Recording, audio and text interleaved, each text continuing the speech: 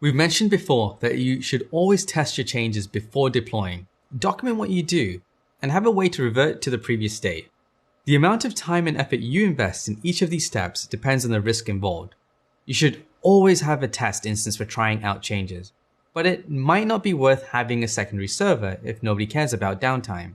So how do you decide how much time and effort to invest?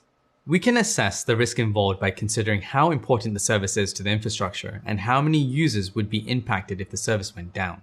Certain services are mission critical. If the centralized authentication system is down, no one will ever be able to log in. If the billing system is unreachable, the company won't be able to receive payments. If your backups are lost, you'll have no safeguards in the event of a disaster. But not all services are mission critical. An informational website isn't as critical as an e-commerce site. An internal ticket system isn't as critical as an external customer support application. The infrastructure needed for new installation isn't as critical as the one used for logging into existing machines.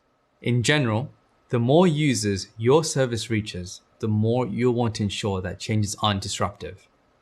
The more important your service is to your company's operations, the more you'll work to keep the service up.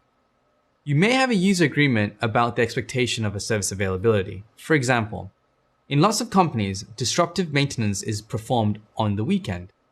In these cases, it's agreed that it's fine if the main file server is down on Saturday while you make any changes.